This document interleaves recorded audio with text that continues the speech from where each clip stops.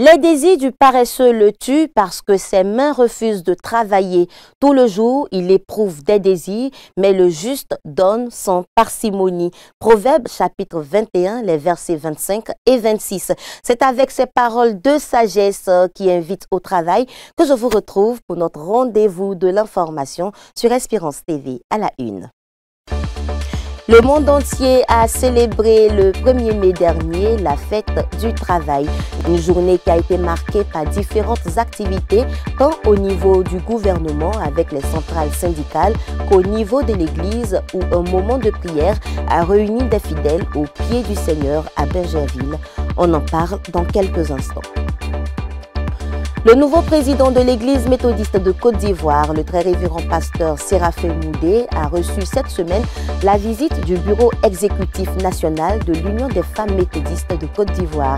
Cette délégation est venue adresser ses mots de félicitations au premier responsable de l'église après son élection le 15 mars 2025. Et puis, dans la rubrique flashback de ce journal, nous reviendrons sur la dédicace du temple Canaan de Begré Village qui s'est déroulée en décembre 2021 en présence des premières autorités de l'église et du district Abidjan-Nord. Voici pour les titres. Mesdames et messieurs, shalom à vous, très heureuse de vous retrouver pour ce point de l'actualité. Le monde entier a célébré ce 1er mai 2025 la fête du travail. Ici en Côte d'Ivoire, le Premier ministre Robert Begré-Mombé a rencontré les centrales syndicales professionnelles. Il s'est engagé à s'impliquer activement dans la résolution des dossiers sensibles, notamment les ponctions salariales et la détention de l'enseignant syndicaliste Ghislain Assi Dougari. Au niveau de l'église, un moment de prière a réuni les travailleurs sans emploi, étudiants et retraités au pied du Seigneur. Et c'est au foyer des jeunes de Bingerville qu'ils se sont donné rendez-vous. C'est ce que nous dit Raphaël Dompé dans ce reportage. Comment inciter les chrétiens au travail et à l'entrepreneuriat afin de soutenir l'Église dans sa mission d'évangélisation? C'est l'objectif recherché par la cellule de prière méthodiste Hosanna Vision Miracle et Guérison en initiant l'activité dénommée au Jardin d'Éden tous les 1er mai de l'année. Un cadre spirituel de réflexion et de prière concernant le travail pour la restauration des familles. On veut bien parler de délivrance à gauche, à droite, guérison, mais il y en a qui souffrent d'une autre maladie qui est le chômage, le manque d'argent, la pauvreté. Et donc Dieu nous a mis à cœur d'organiser un programme qui va s'appeler au Jardin d'Éden, amener les chrétiens à travailler. Nous invitons encore beaucoup de frères et sœurs, nous, surtout les chrétiens qui sont entrepreneurs travailleurs, de venir pour qu'ensemble on définisse des plateformes pour amener le peuple de Dieu, surtout le corps de Christ, et pour ne pas dire les méthodistes, à s'intéresser à la question du travail. Parce que si nous ne travaillons pas, notre Église risque de manquer de ressources. Au cours de ce programme riche en enseignements, les panélistes Essis Antoine et Pauline Papouin, chefs d'entreprise, à travers leurs expériences professionnelles, ont instruit les participants sur le processus de création d'une entreprise et sa gestion. La création d'entreprise est un levier essentiel pour le développement économique. Bien que le processus demande de la rigueur, il est facilité par des services de supervision et des structures d'appui. Toute personne dotée d'une idée et de volonté peut entreprendre avec succès. Gérer une entreprise, il faut pouvoir contrôler, il faut pouvoir planifier, il faut pouvoir agir, avoir une vision à long terme de l'entreprise. La deuxième édition est pour nous la confirmation de ce que Dieu nous a demandé. On peut dire que c'est un succès, on peut dire que c'est une réussite.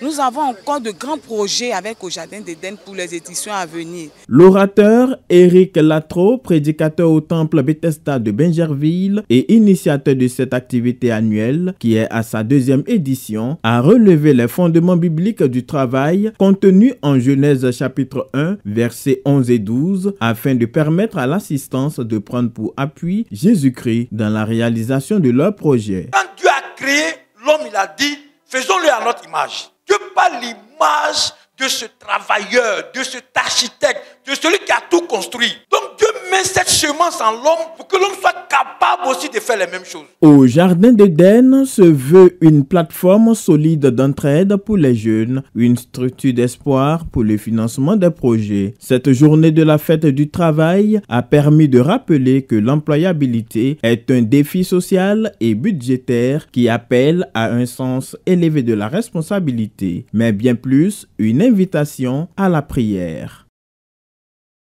Le bureau exécutif national des femmes méthodistes était en visite auprès du président de l'Église, le très révérend pasteur Séraphin Moudé. Un entretien au cours duquel les femmes ont félicité le président pour son élection à la tête de l'Église et par la même occasion, elles ont réaffirmé leur engagement à accompagner leur leader dans sa vision. Le mercredi 30 avril 2025, le bureau exécutif national de l'Union des femmes méthodistes de Côte d'Ivoire était en visite auprès du président de l'Église, le très révérend pasteur Séraphin Moudé, à la conférence.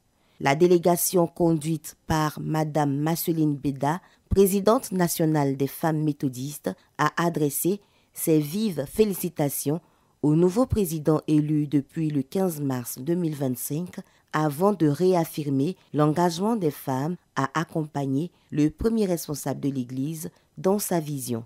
Le bureau national de l'Union des femmes de l'Église méthodiste de Côte d'Ivoire, que j'ai l'honneur de conduire, est venu ce matin, ici au siège de la conférence, pour saluer son nouveau président, le nouveau bishop en la personne de Séraphin Moudé, après sa brillante élection.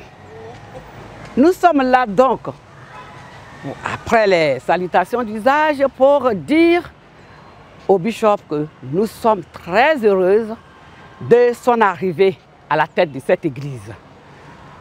Nous lui disons félicitations et nous nous promettons de travailler avec lui dans la sincérité, dans la joie, et de traduire surtout sa vision, la vision qu'il va décliner, que nous allons traduire sur le terrain.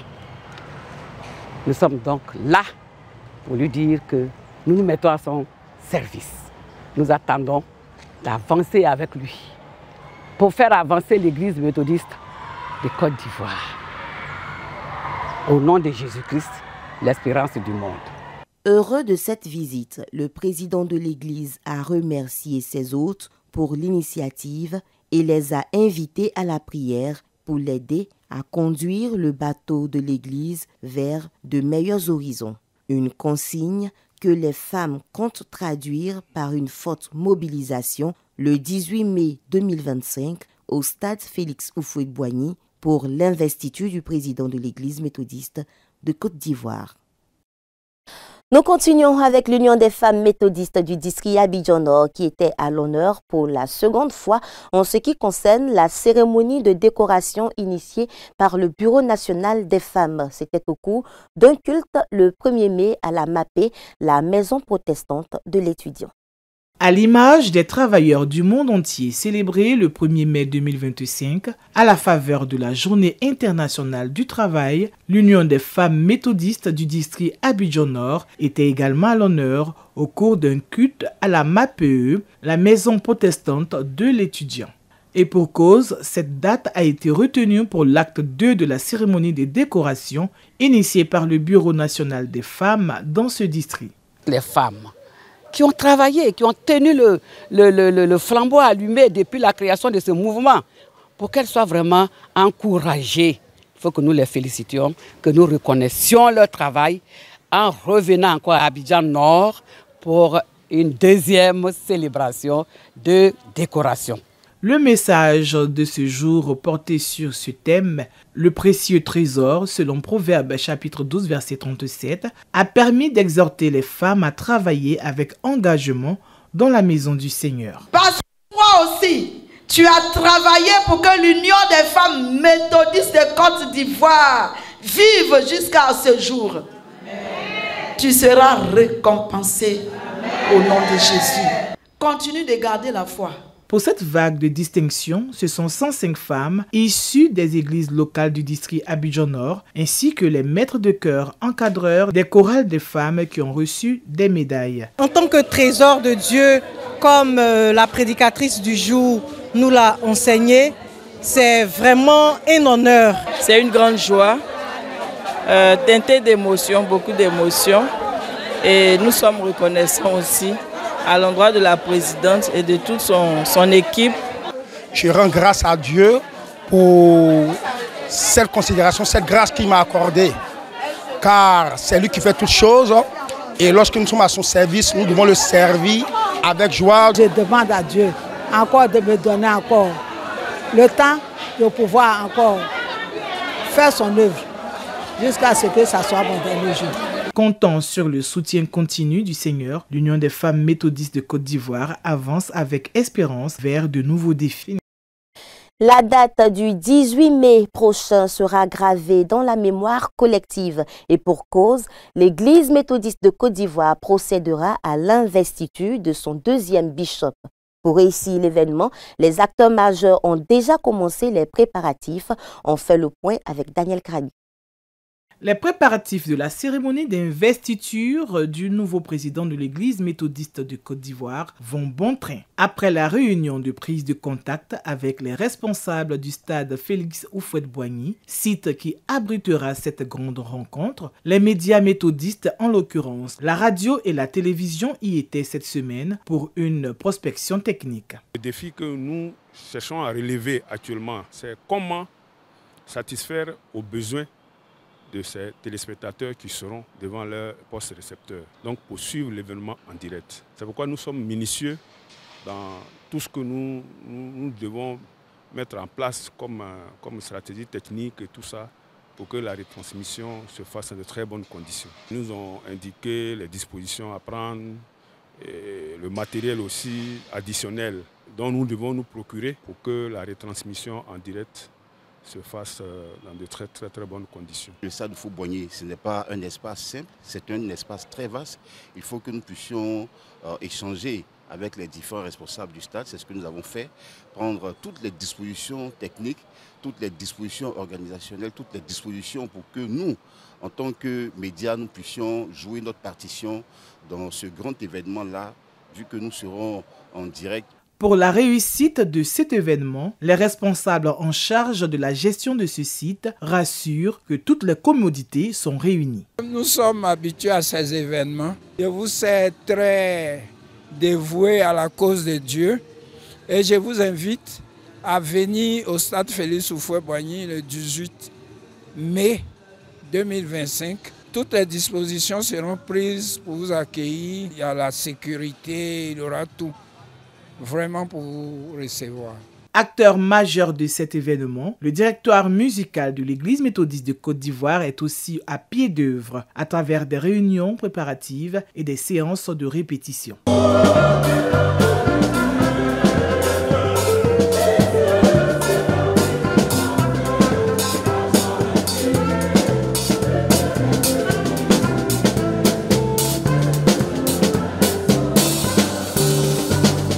Pour les choristes cooptés pour la circonstance, c'est un défi à relever. On veut atteindre le quota général de 3000 choristes en aube bleue en majorité et soutenus par les aubes pourpres. On va aussi donc être appuyé par 300 instrumentistes de fanfare. Nous comptons aller un peu au-delà. Sauf que nous, les choristes, les louangeurs, nous mobilisons environ 3500 personnes pour ce culte. Nous voulons marquer l'événement par la présence des louangeurs. Nous voulons que l'Église sache, que le monde sache que les méthodistes s'appuient sur la louange. Le 11 prochain, tous les croix retenus vont se retrouver au stade Houphouët-Boigny pour une répétition de grandeur nature. L'investiture de notre bishop le 18 mai 2025. Vous êtes tous invités à cette cérémonie. Nous vous y attendons nombreux. Que Dieu vous bénisse abondamment Amen. On marche vers le 18 mai 2025, date choisie pour la cérémonie d'investiture du nouveau président de l'Église méthodiste de Côte d'Ivoire. Le peuple de Dieu est donc invité à se mobiliser pour que cet événement soit remarquable et mémorable pour la communauté méthodiste et les populations ivoiriennes. 1926-2026, l'église méthodiste Temple les Béatitudes du Plateau est en fête. Elle célébrera 100 années d'existence. Au nombre des activités marquant le centenaire figure un dîner gala qui s'est tenu le 30 avril dernier. Objectif, mobiliser des fonds pour l'achèvement des projets en cours. Le compte rendu d'Emmanuel Abalé et Lionel Niaba. Le dîner gala de la gloire, tel le thème attribué à ce dîner, institué par le comité d'organisation du centenaire de l'église méthodiste Les Béatitudes d'Abidjan Plateau, dans la soirée du mardi 30 avril 2025 au Sofitel Hôtel Ivoire. De l'acoustique, du live, toute cette ambiance sélective a bercé les convives pendant la dégustation des plats d'ici et d'ailleurs. Au nombre des illustres invités, le président de l'église méthodiste de Côte d'Ivoire, très révérend pasteur Moudé Séraphin, et le député maire du Plateau, Jacques Ewo. 1926-2026. Que de chemin parcouru par cette communauté qu'on pourrait se nommer de multicolore car elle a abrité, au fil des ans, plusieurs nationalités. Nous sommes heureux de faire partie de cet événement qui marque les 100 ans de l'église du Plateau, les Béatitudes. Parce que nous avons pendant longtemps prié avec eux, chanter avec eux, danser avec eux. On est venu ici pour assister au gala qui fait partie de notre communauté. On est très fiers de cette cérémonie et ça s'est bien passé. L'honorable député maire Jacques Ewo s'est vu remettre un tableau à l'effigie des Saintes Écritures après une série de ventes aux enchères par les mains du président de l'église méthodiste de Côte d'Ivoire.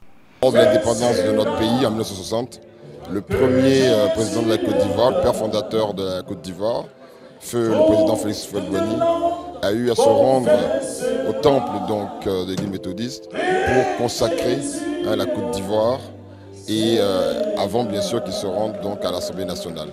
Et pour nous c'est tout un symbole. Je tiens à dire félicitations aux organisateurs et dire que nous serons toujours prêts, nous serons toujours disponibles pour accompagner bien sûr les fidèles en général, mais surtout ceux du temple de l'église méthodiste du Plateau. En tout cas, des accents joyeux et des témoignages introduits par les chantres Onel Mala et Mewissi, fort appréciés par le président de l'église méthodiste et le surintendant du district Abidjan Nord, qui se sont laissés emporter. Le Seigneur, aujourd'hui, c'est les 100 ans de l'église du Plateau. Et nos parents nous ont montré la bonne direction. Si aujourd'hui nous sommes assis et que nous partageons ensemble la parole, nous partageons ensemble ce repas, c'est toute une histoire. Nous avons été éduqués par nos parents à emprunter le bon chemin et la bonne direction. Il y a donc la direction de Rhodes, qui est la direction de la mort, et il y a la direction de Dieu, qui est la direction du salut, la direction de la vie. Bien au-delà de la reconnaissance, c'est un vœu cher aux yeux de la défunte responsable de la communication qui vient enfin de se réaliser. Elle, qui a reçu un hommage digne d'une fière chandelle. Dîner gala de la gloire parce que l'église du Plateau est la crème de notre église. Nous avons un certain nombre de personnalités dans notre église. Il était important pour nous de faire monter des accents reconnaissants à Dieu dans un endroit qui reflète la gloire de Dieu. Et c'est pourquoi nous avons choisi ce lieu pour que... Vous assurer que nous avons fait de belles découvertes en revisitant cette histoire. Parce que le temple du Plateau est vraiment au cœur même de l'histoire de notre Église. C'est vrai que nous respectons la date anniversaire, mais nous avons encore tout un programme qui se déploie jusqu'en janvier 2026. Qui va faire les 1 an du centenaire. Plusieurs autres activités sont prévues dans le courant de l'année 2025 qui aboutiront à l'apothéose des festivités en janvier 2026. Je vous emmène à Agou, c'est dans le district d'Adzopé. Les fidèles méthodistes du temple Bethléem étaient en fait à l'occasion de la dédicace des aubes bleu roi de leur chorale liturgique. L'événement a eu lieu en présence des premiers responsables du district. 63 aubes bleu roi pour les choristes et 5 aubes pour les maîtres de chœur ont été acquises par le conseil de l'église de Bethléem d'Agou afin de conférer à sa chorale liturgique la dignité du ministère de la louange dans l'église méthodiste de Côte d'Ivoire. Un don du parrain de la cérémonie, Florent Yapi Afoumou, fils du village d'Agou. Dieu fait beaucoup pour moi. Il m'a fait éviter plein de choses, surtout des accidents et des maladies.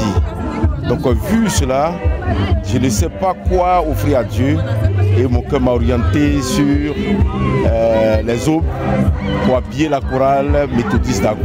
Je suis qu'un envoyé de Dieu.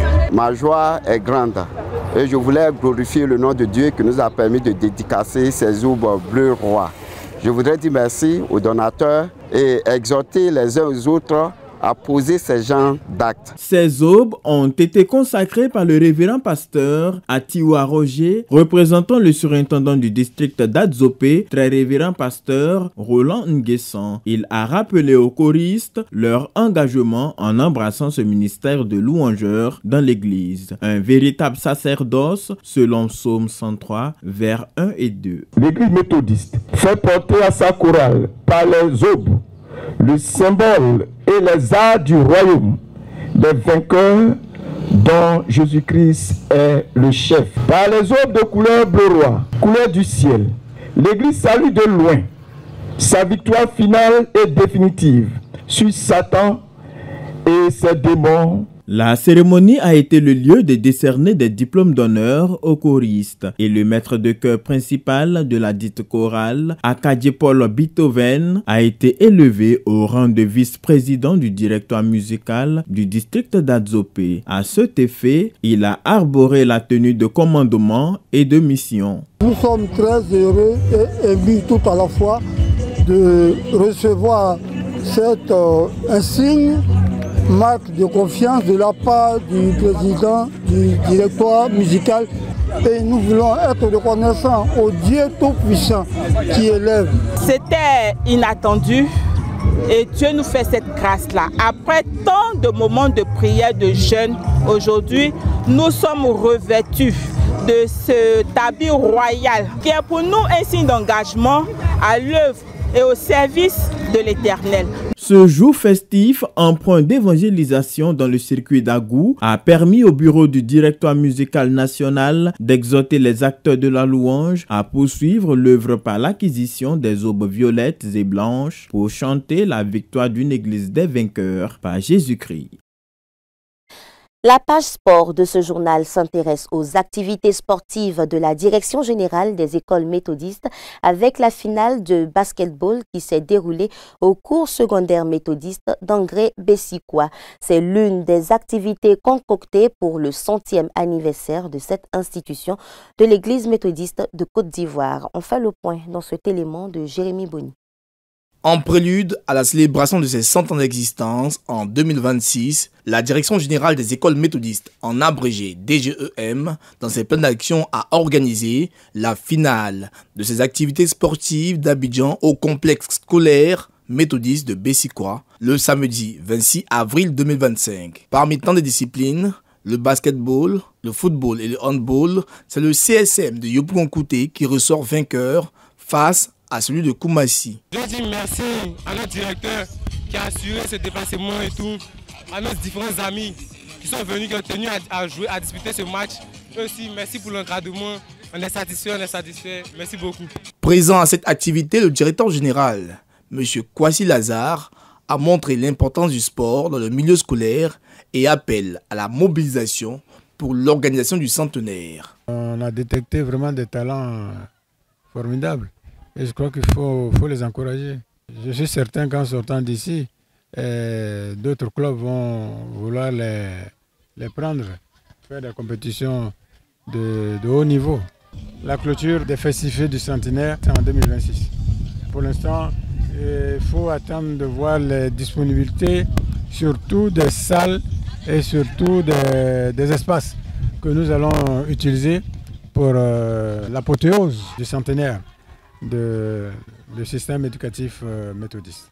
C'est dans un sentiment de satisfaction que les responsables accueillent cette activité. C'est avec un réel plaisir que nous accueillons sur notre complexe ces activités. Ça permet cette convivialité entre les écoles, ça permet aux élèves de se connaître de part et d'autre. C'est un établissement qui a une école primaire, une école maternelle et un collège. Nous avons les classes qui vont de la 6e à la terminale, toutes les séries confondues. C'est une école d'excellence. Nous vous encourageons à venir inscrire vos enfants. 1926-2026, voilà 100 ans que la DGEM est au service de l'éducation scolaire en Côte d'Ivoire pour faire des héros. En route pour 2026 pour le centenaire.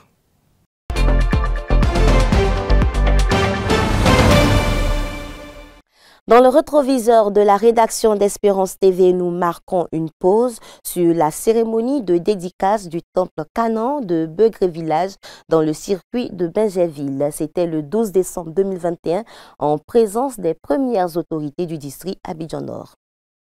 Quel est le nom que vous avez bien voulu donner à ce temple comme symbole de la présence personnelle et vivante de Dieu au milieu de ce peuple? Le nom de ce temple est Canaan. Peuple de Dieu, vous répétez après moi, Canaan. Encore. Encore. Amen.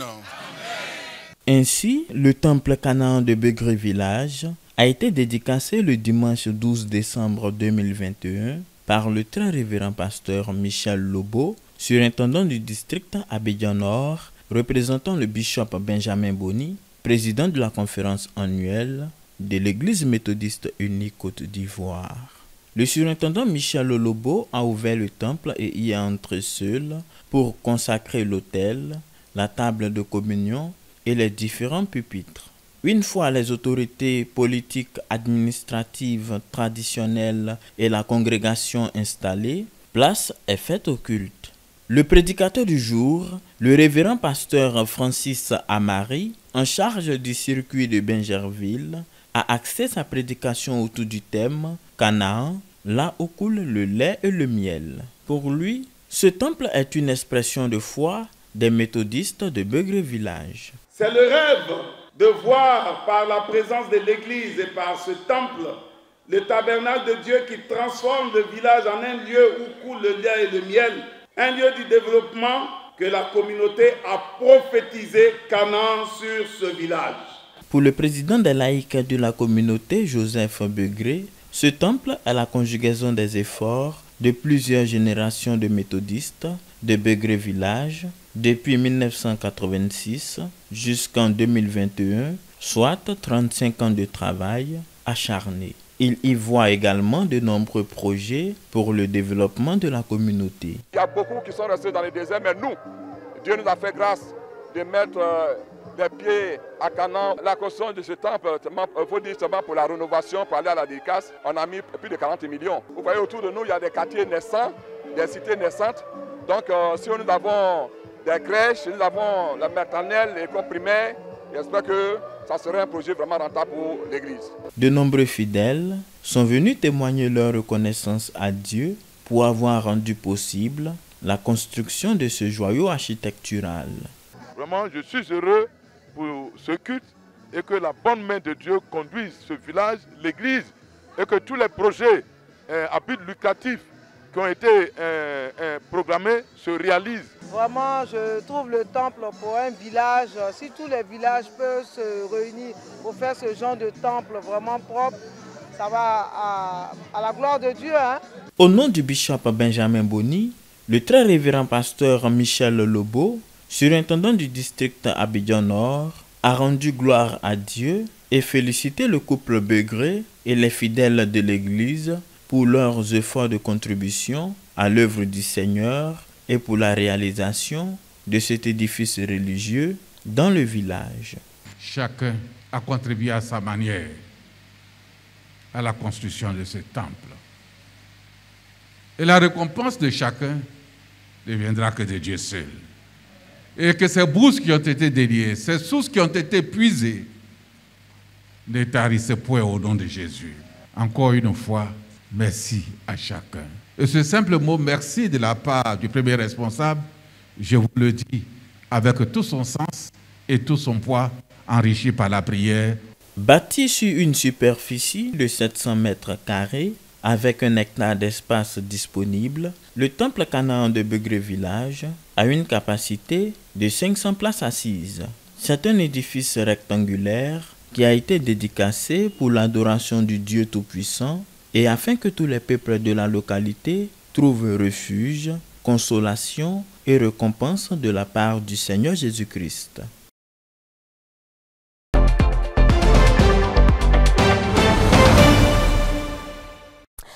Et voilà, c'est ici que nous mettons un terme à ce temps d'information. Merci pour l'intérêt accordé, agréable week-end et demeurons tous sous l'abri du Très-Haut. Shalom chez vous.